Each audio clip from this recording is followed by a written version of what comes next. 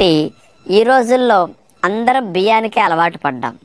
కాబట్టి ఇట్లాంటి జీర్ణకోశ సంబంధమైన గ్యాస్ట్రైటిస్ కానీ, ఎసిడిటీ, హైపర్ ఎసిడిటీ, అల్సర్స్ వచ్చి ఇబ్బంది పడేవారు కానీ, పేగు పూతలు ఉండేవారు కాడ బియ్యం అన్నం వండుకోవటం, గోధుమ అన్నం వండుకోవటం, ఇతర మిలెట్స్ అన్నం వండుకోవడం కంటే సజ్జలను అన్నం వండుకు తిని చూడండి. ఇలాంటప్పుడు మీకు చక్కటి ఫలితం కనపడుతుంది.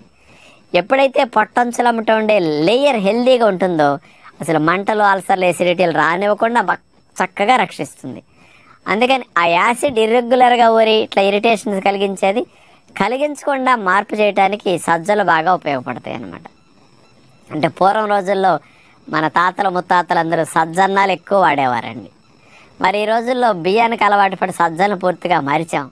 అందుకని తక్కువ ఖర్చులు ఎక్కువ పోషకాలు పొందడానికి కూడా సజ్జలు బాగా ఉపయోగపడతాయి. అలాగే మంచి ఫ్యాట్ ఉంటుంది, మంచి క్యాలరీస్ వస్తాయి, ఫైబర్ మంచిగా ఉంటుంది, ఇంటర్నల్గా పొట్టలో సౌకర్యంగా ఉండటానికి బాగా అవకాశం ఉంటుంది. అందుకని ఈ రోజుల్లో చాలామందికి కాఫీ టీల వల్ల కానీ, బయట ఫుడ్స్ ఎక్కువ తినటం వల్ల ఇరిటేషన్స్ ఎక్కువ ఉంటున్నాయి. ఆ ఇరిటేషన్స్ తగ్గించడానికి బాగా ఉపయోగం.